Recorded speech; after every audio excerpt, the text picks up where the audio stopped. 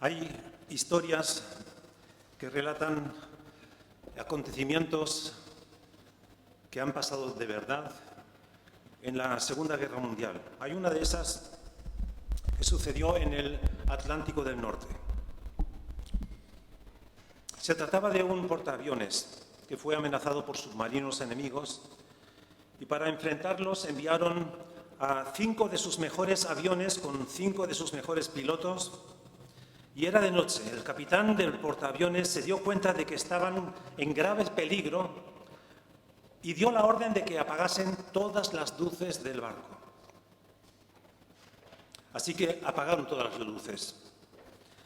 Y tenía que haber total oscuridad. Después de un tiempo pasado que habían reconocido los aviones, el área, quisieron regresar al portaaviones. Y entonces hablaron con el puente. Regresamos a casa, dadnos algo de luz para aterrizar. Pero el operador les respondió, lo siento, tenemos una orden de apagar todas las luces, no podemos darles luz. Otro piloto les respondió, solo dadnos un poco de luz para que aterricemos. Pero el operador les volvió a decir, debemos permanecer en total oscuridad. No podemos darles luz. En la desesperación, un piloto dijo, dadnos una sola luz que nos permita hallar el camino. El operador, con su corazón deshecho, les dijo, no puedo darles luz, y apagó la radio. 5 de los mejores pilotos americanos cayeron en las frías aguas del Atlántico y de ahí pasaron a la eternidad. Como estos pilotos, estamos en situación desesperada, en un mundo lleno de tinieblas, pero gracias a Dios ahora tenemos luz.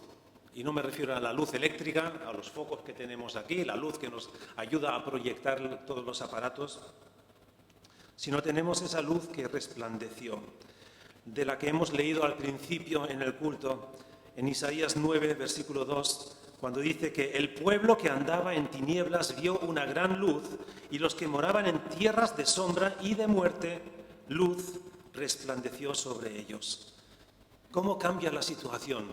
En tiempos de guerra, los soldados, las casas, los tanques, los barcos, los aviones, tienen que ir con las luces apagadas para que no se les descubra. ¿Qué diferencia con nuestro Señor, que es la luz del mundo? Y este mismo profeta Isaías más adelante dice, porque un niño nos es nacido, un hijo nos es dado. Otro de los hombres del Nuevo Testamento, uno que se llamaba Zacarías, era sacerdote y servía en el templo. Fue el padre de Juan el Bautista. Y cuando él había dudado de ese anuncio porque era mayor, ya no podía tener hijos, pero un ángel de Dios se le reveló dentro del templo y le dijo, vas a ser padre. Tu mujer, que es estéril, es Elizabeth, tendrá un niño y será un instrumento, será el que anunciará, el que preparará el camino al Mesías. Él habló, Zacarías, habló de Cristo como la aurora. La aurora es otra manera de describir su naturaleza, que viene en el horizonte como vislumbrándose una luz tenue, apenas percibible, pero que va en aumento, va en aumento. Así hemos de entender que predicó, que anunció Dios la venida del Mesías. No fue un foco que se encendía de una vez y que deslumbraba a todos, sino que vino tenue. También para que le pudiéramos reconocer y para que no nos cegara su presencia aquí. ¿Y qué dijo Simeón? Simeón, un anciano que estaba en el templo, coincidiendo cuando María y José llevaron a Jesús para circuncidarlo, para presentarlo. Y Simeón, tomando a Jesús en sus brazos,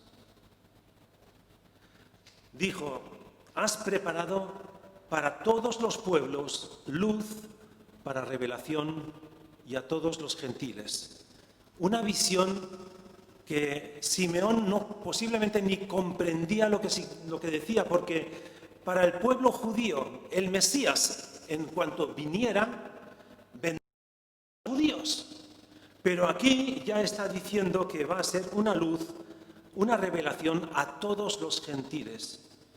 Y recordemos que esa fue la promesa que Dios dio también a Abraham. En ti serán bendecidas todas las naciones. Dios quiere bendecirnos a través de Jesús a todas las naciones, a todos los pueblos. ¿Cuáles son las cualidades de la luz? Voy a presentar cinco cualidades de la luz, como se describen y tal como Jesús nos describe y nos revela su propia naturaleza. Jesús nos revela la integridad de la luz. La luz es íntegra. Aquella luz verdadera, hemos leído en el versículo 9 de Juan, el primer capítulo, versículo 9, aquella luz verdadera que alumbra a todo hombre vino a este mundo. Mientras que los otros evangelios nos muestran la historia del nacimiento de Jesús de una manera diferente, describen su nacimiento humano en el pesebre. Lucas lo hace de una manera muy, muy detallada. Sin embargo, Juan nos presenta a Jesús, el Verbo que se encarnó, como una luz que vino a este mundo, pero que no era de este mundo. ¿Y qué es lo que nos reveló mientras estuvo en este mundo Jesús? La integridad de su luz. Consideremos lo siguiente: en el mundo natural no hay nada tan puro como la luz. Hablemos de esa luz, una luz que jamás puede contaminarse. Si un rayo de sol cae sobre el campo, sobre la tierra del campo, la luz no se mancha, no se ensucia. Si un rayo de sol cae sobre un cadáver putrefacto, esa luz no se va a pudrir, no se contamina. Sin embargo, si observamos, lo siento Daniel, no vamos a cortar ahora, si no, no podemos hacer nada. Entonces ya veremos lo que se puede hacer. Observamos que hay otros elementos en la naturaleza que sí, que si entran en contacto con el barro, ¿qué pasa? Pues se ensucia. Agua, lo metes en barro, se ensucia. La nieve, tú pisas sobre la nieve, se ensucia, se mancha. Por muy limpios que tengan los zapatos, algún polvillo se queda ahí y ensucia. Todo en este mundo está expuesto a la contaminación. Sin embargo, la luz es íntegra, es perfecta, es pura. Y por mucho que ilumine la luz en la suciedad, la propia luz no se va a manchar. Cuando Jesús vino a este mundo y cuando creció y se desarrolló y empezó su ministerio, comenzó también a exponerse. A él le acusaban de que él tenía comunión con los pecadores, con los publicanos, con los enfermos. Él tocó una tumba y no se ensució, no se contaminó. Él resucitó a muertos y no se contaminó. Él tocó leprosos y no se contaminó. Jesús comió con pecadores y no se contaminó. Esa integridad es lo que nos muestra Jesús también. Él es la luz. Él puede radiar, Él puede iluminar en este mundo sin perder ni calidad, ni intensidad, ni pureza. Jesús es absolutamente incorruptible. Jesucristo es puro, sin manchas, sin pecados. Ningún otro nombre ha hecho la pregunta que hizo Jesús: ¿quién de vosotros me redarguye de pecado? Así que Él vino a descubrir el pecado, pero jamás fue contaminado del pecado. La luz es pura, es íntegra, es verdadera como Jesús. Lo segundo que quisiera observar, otra característica: Jesús nos revela la invariabilidad de la luz. La permanencia. no es la permanencia de la que nos llaman a veces las compañías de teléfono. Dice, usted ya no tiene necesidad de cambiamos todos los privilegios y tal. No hay compromiso de permanecer. Pues no, no se trata de esa permanencia. Se trata de que Jesús es quien es, y siempre ha sido, y siempre será. El primer versículo de este pasaje nos dice, en el principio era el Verbo, y el Verbo era con Dios, y el Verbo era Dios. Esto es una declaración teológica, una declaración acerca de, nos explica quién es Dios y cómo es Dios. Suena algo filosófico, pero es un hecho que no cambia. Jesús es Dios, y Dios jamás se muda. Él no cambia. Todo en este mundo cambia. Los políticos, no vamos a entrar en nadie, en ningún presidente del Estado español actual. No vamos a entrar en promesas que hacen muchos políticos simplemente para captar votos. Promesas que hacen también cuando hacen un pacto con algún alcalde de una capital española y a los 2 días, no que va, pasan horas y ya sus subordinados ya revocan ese acuerdo, esa tregua. Todo cambia en este mundo y además lo justificamos así. No es que las cosas cambian, las situaciones cambian, las personas cambian. Estaríamos bien arreglados si Dios también cambiase su opinión continuamente. Pues ahora te quiero, ahora no. Ahora te quiero, ahora no. Ahora me gustas lo que haces, después no. Está bien. La luz no cambia. La luz no cambia. Jesús no cambia. Dios no cambia. En Malaquías, capítulo 3, versículo 6 dice, porque yo, Jehová, no cambio. Por esto, hijos de Jacob, no habéis sido consumidos. Dios no cambia. Y en este Malaquías, Dios les hace una promesa. Él no cambia sus promesas. Él hace para cumplirlas. También en Santiago 1, versículo 11 dice, toda buena dádiva y todo don perfecto proviene de lo alto, del Padre de las luces, en el cual no hay mudanza ni sombra de variación.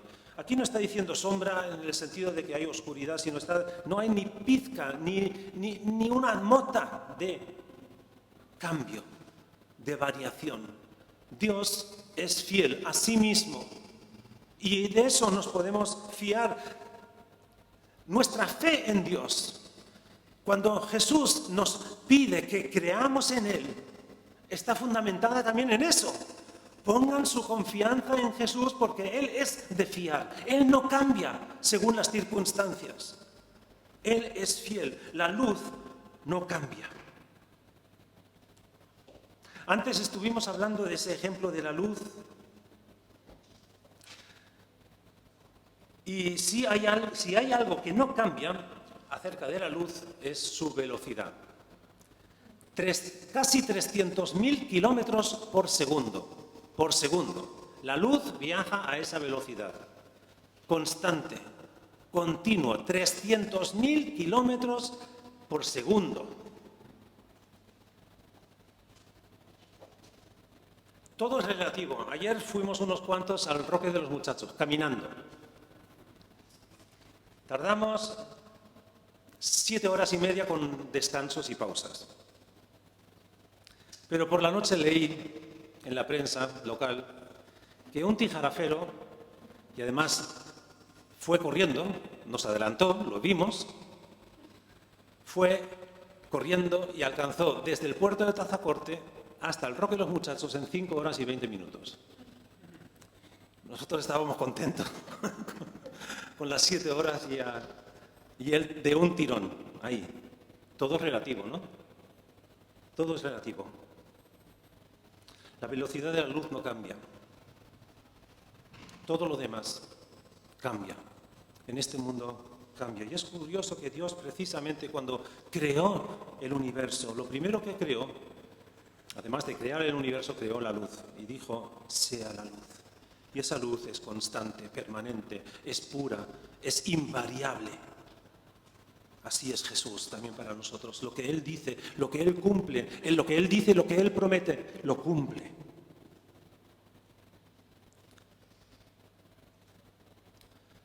¿Sabías que Jesús es inmortal?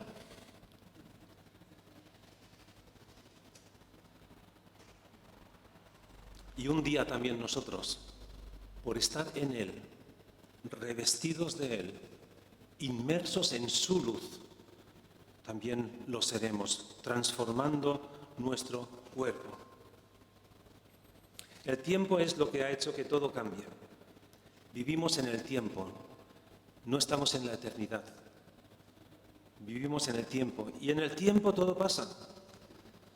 Mira tu pelo, mira tu cuerpo.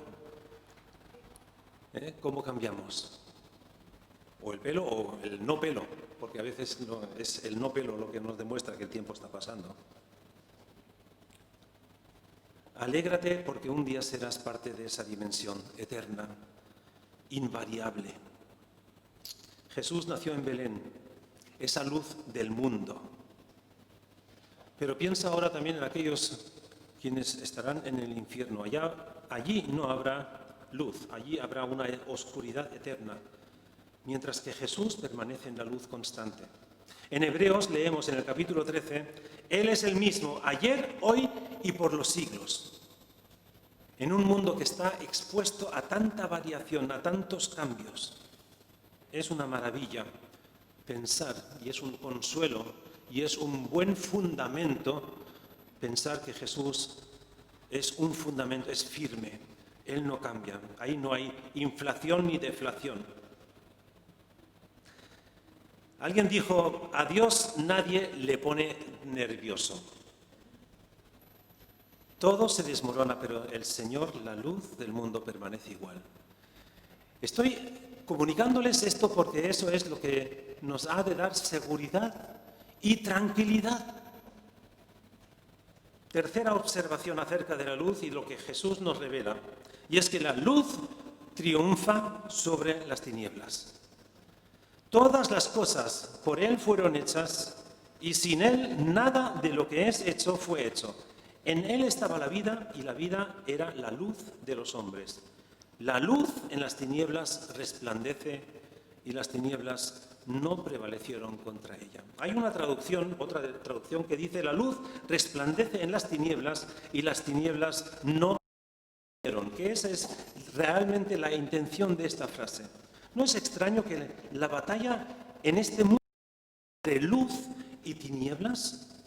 Eso es lo que muchas veces descubrimos y también observamos, que la luz contra el mal, el bien contra el mal, la vida contra la muerte, la luz contra las tinieblas. Y automáticamente identificamos luz como bien y tinieblas como mal. Más adelante veremos también el porqué. Satanás, cuyo nombre original fue Luzbel, que significa lucero, se rebeló contra Dios y pecó contra la luz. Él ahora no es más mensajero de la luz, sino que mensajero de las tinieblas. Antes era el príncipe de la luz, ahora es el príncipe de las tinieblas. El lucero es la primera estrella o la última estrella que se ve por las mañanas. Ha llegado a ser el padre de la noche. Tiene que saber que las tinieblas no tienen poder contra la luz. Si estás en un cuarto oscuro, ¿cómo piensas que vas a sacar la oscuridad? ¿Cómo piensas que vas a vencer, a sacar la oscuridad de una habitación oscura? ¿Habrá un aspirador de oscuridad? ¿Habrá una escoba que sea capaz de quitar todas esas manchas, o lo negro, como un hollín de fuego, de carbón? ¿Cómo sacamos la oscuridad de este mundo? La única manera es encendiendo una luz. Y aún la luz más pequeña haría desaparecer las tinieblas. Lo podríamos demostrar ahora mismo, pero entonces la grabación no podría continuar. Así que imagínense un cuarto oscuro. La única forma de vencer, de sacar esa oscuridad es encendiendo una cerilla. El móvil, a veces los móviles tienen mucha potencia de luz, pero con muy poca que sea. Hemos hecho muchas veces la excursión por los túneles de Marcos y Cordero. Hay uno de los túneles que son más de 300 metros y además tiene curvas. Es decir, entras en el túnel y no ves el final del túnel. Qué alivio es cuando caminas y pasas esa curva y ves al final ahí un puntito de luz. Ese poco de luz ya te da esperanza, ya dices, ya. Bueno, ayer cuando subimos también al Roque de los Muchachos y ahí pensábamos, ahí está la cima, y llegábamos a la cima y todavía quedaba otra. Solo era un sinfín de cimas que nos esperaban. Y así también, la poca luz al final de un túnel vence las tinieblas. Y así esa aurora tenue que se vislumbra en el horizonte ya dice, ahí llega el nuevo día. Así Jesús vence las tinieblas. Enciende la luz y verás cómo las tinieblas huyen. Enciende la luz de Cristo en tu corazón, en tu vida, y verás cómo las tinieblas huyen. ¿Sabías que la energía que produce el sol en un segundo es más energía de lo que el ser humano, desde que existe la humanidad, ha consumido en este mundo? ¡Qué derroche de energía! ¡Qué derroche de electricidad, diríamos! En un segundo.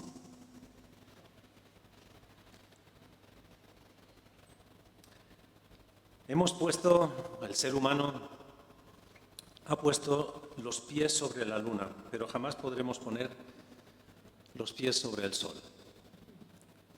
No somos compatibles. El ser humano no llegaría, ni se acercaría, porque es tanta fuerza la luz del sol que nos consumiría antes de llegar. Sabes que el sol nunca deja de brillar, aunque digamos que se ha ido el sol, no se ha ido. Aunque se ponga el sol sigue estando ahí. No lo vemos, a lo mejor se han puesto nubes, se ha puesto la calima tan fuerte que no vemos el sol. O se ha hecho noche y no vemos el sol, pero sigue estando ahí y sigue radiando la misma fuerza de luz hacia nosotros, hacia todas partes. Y es que hemos de pensar también eso, que no radia en una dirección, sino a todas las direcciones. Así es Jesús.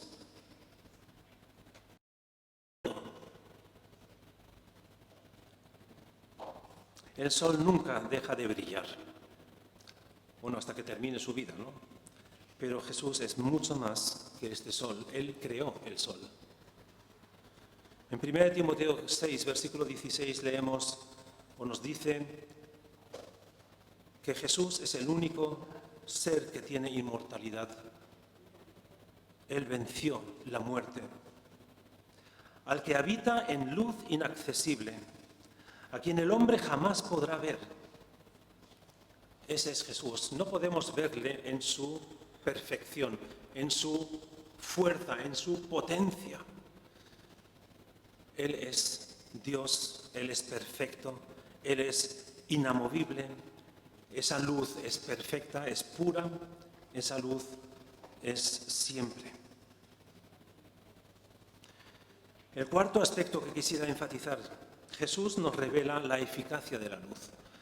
La luz no es simplemente un rayo de luz que ilumina y ya está, y refleja las cosas, sino pensemos un poco que en la creación, que en el principio, cuando Dios creó el universo, dice el primer versículo, y todo era caos.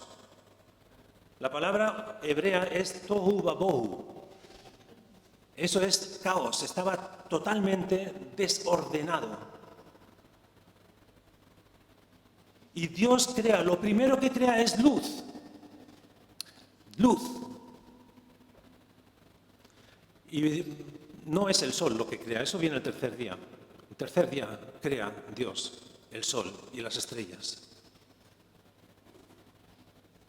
Aquí habla de la esencia de la luz. de esa característica que también es propia suya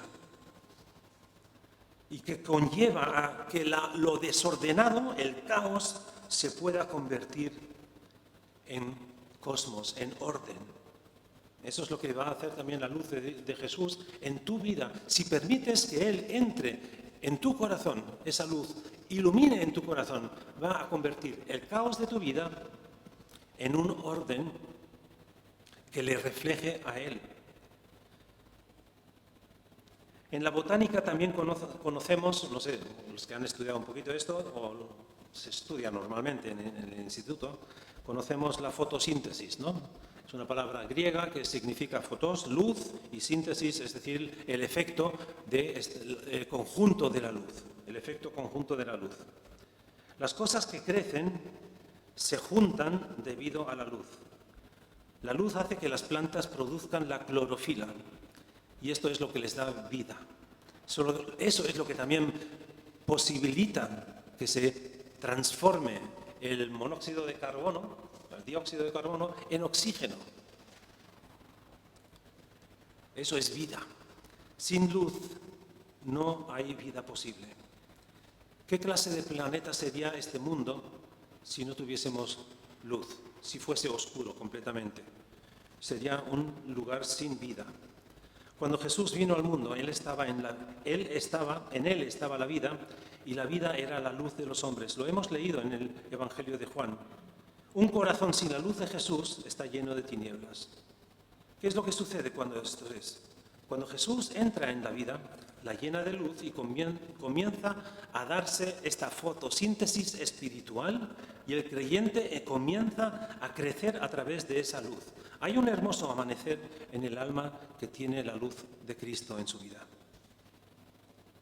Al venir Jesús a este mundo encendió la luz y nos dio un lugar donde podríamos aterrizar, recordando estos aviadores que no encontraron el portaaviones para volver a casa, porque tenían que estar oscuros. Jesús es la luz en este mundo para enseñarnos, para mostrarnos el camino a casa. Jesús dice en Juan 8:12, el que me sigue a mí no andará en tinieblas, sino que tendrá luz, la luz de la vida. Jesús tiene vida para ti, tiene luz vital para ti. Termino con el quinto aspecto, lo que hace la luz de Jesús. En el versículo 14 de Juan 1 dice, y aquel verbo fue hecho carne y habitó entre nosotros, y vimos su gloria, gloria como el unigénito del Padre, lleno de gracia y de verdad. La gloria de Dios es algo que no podemos ver con nuestros ojos, es algo que no podemos ver. Recuerdo cuando hace 2 años y un poco que inauguramos este templo. Y cité una parte de la inauguración del templo que Salomón construyó para Dios.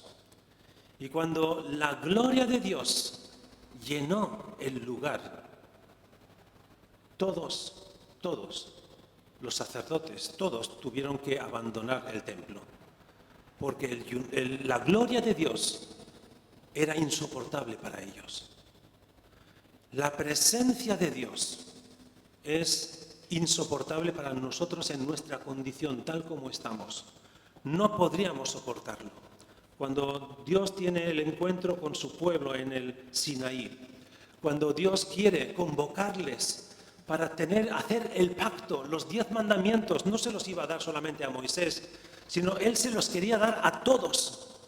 Y Él convocó, subid al monte, tened encuentro conmigo. Y los judíos, el pueblo de Israel, ¿qué dice? Moisés, ve tú, porque sabemos que nadie puede ver a Dios. Si nos acercamos demasiado, nos va a consumir la presencia de Dios. El Shekinah, así se llama la presencia de Dios o la gloria de Dios. Seremos fundidos, así que Moisés, ve tú. Si alguien tiene que morir, que seas tú, no nosotros.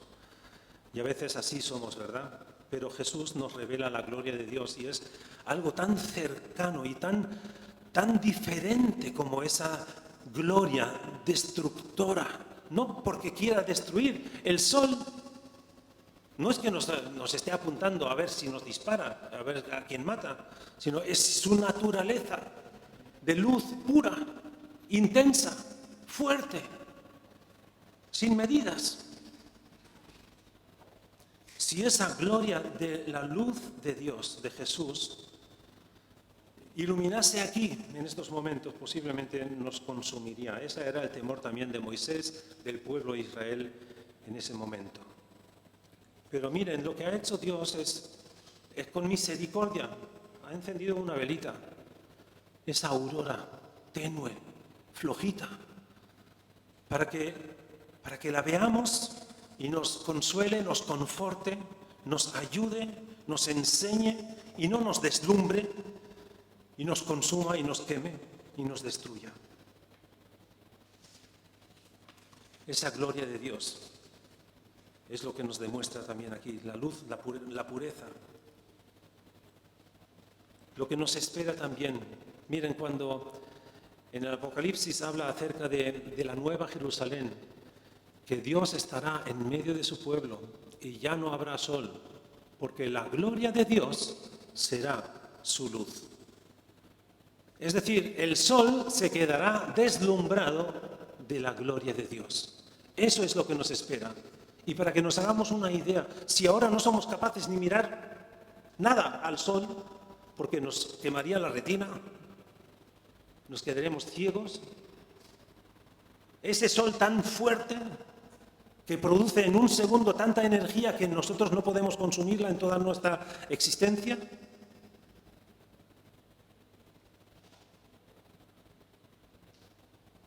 La gloria de Dios es más poderosa todavía.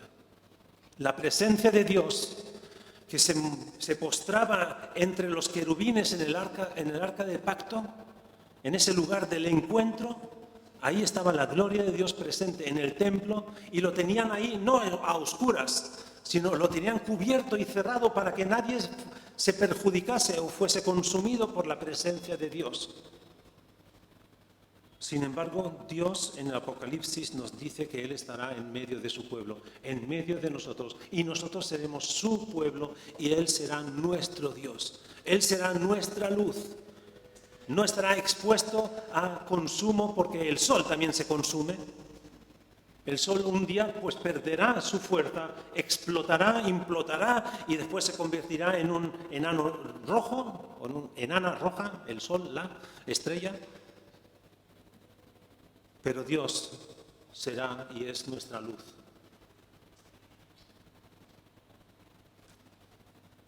La Biblia dice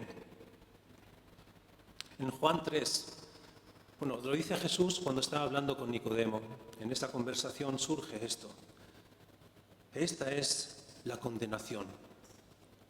Esta es la condenación, que la luz vino al mundo y los hombres amaron más las tinieblas que la luz, porque sus obras eran malas, porque todo aquel que hace lo malo aborrece la luz y no viene a la luz para que sus obras no sean reprendidas. Generalmente las personas tienen un concepto de que, bueno, yo opto por el bien o por el mal. Yo estoy en una situación neutra, pero lo que nos dice esta introducción en el Evangelio es que no estamos en una situación neutra, sino estamos en una condición de tinieblas. Estamos condenados. Y lo que hace la luz al venir aquí es sacarnos de las tinieblas. Para eso vino Jesús a este mundo. La gloria de Jesús vino y viene a nuestras vidas para sacarnos de las tinieblas, que esa es la condición nuestra. No estamos en una situación neutra, somos ni buenos ni malos, no, somos malos, estamos en el mal, estamos en tinieblas y la luz viene para sacarnos de las tinieblas. Por eso viene Jesús a este mundo. Y la condenación no consiste en que Dios nos juzga porque hayamos hecho algo malo ahora, sino estamos condenados ya. Nuestra condición es la de condenados. ¿Por qué? Porque estamos en las tinieblas y amamos más las tinieblas que la luz. Porque la luz descubre nuestra maldad. La luz descubre nuestra naturaleza. Y a nadie le gusta que se le descubra, porque si se le descubre es porque algo estaba ocultando. Por naturaleza estamos ocultando nuestra propia existencia. La luz viene aquí no para condenar, sino para salvarnos. Eso es lo que dice Jesús en este contexto, porque la luz vino a salvarnos. De esa luz, dice, aquella luz verdadera que alumbra a todo hombre, vino a este mundo. Pero ¿qué sucedió con esta luz? Vino a lo suyo y los suyos no le recibieron. Sin embargo, todos aquellos que reciben la luz verdadera en su corazón, más a todos los que le recibieron, les dio potestad de ser hechos hijos de Dios. La razón por la que aquella luz verdadera vino al mundo es para que tú y yo fuéramos hechos hijos de Dios, hijas de Dios. Por eso pregunto, ¿eres tú hijo de Dios? ¿Eres tú hija de Dios? ¿Él ha alumbrado en tu corazón? ¿Es Jesús para ti la luz del mundo a la que tú puedes seguir? Porque dice Jesús, yo soy la luz del mundo, el que me sigue a mí no andará en tinieblas. Así que esa es la naturaleza, eso es lo que vino Jesús a descubrirnos, a mostrarnos acerca de la luz, acerca de sí mismo. Y el milagro sucede, desde luego, sucede. Lo que antes no podríamos soportar, es decir, la Shekinah, la presencia, la gloria de Dios, no nos podríamos ni acercar, viene a morar en nosotros. Y Pablo lo dice en las palabras de 2 de Corintios así: mas aquel Dios que hizo resplandecer la luz en el principio es el que ha hecho resplandecer su luz en vuestros, en tu corazón, para que sea visible la faz, el rostro de Cristo en ti. Para eso está la luz en este mundo, no esta luz eléctrica, sino la luz que es la naturaleza divina de Jesús. Oremos. Señor Jesús, te doy gracias porque eres la luz del mundo. Viniste a este mundo no para condenarnos, porque ya lo estábamos, sino para salvarnos. Gracias, Señor Jesús, porque eres luz, eres perfecto, no cambias, eres permanente, Señor, y además nos amas. No nos quieres destruir, sino nos quieres salvar y dar vida, vida en abundancia. Señor, que entendamos esto en nuestros corazones y que seamos de aquellos quienes te recibimos, para que tú entres y mores en nuestros corazones y nos hagas nacer como hijos tuyos. Gracias, Señor Jesús. Amén.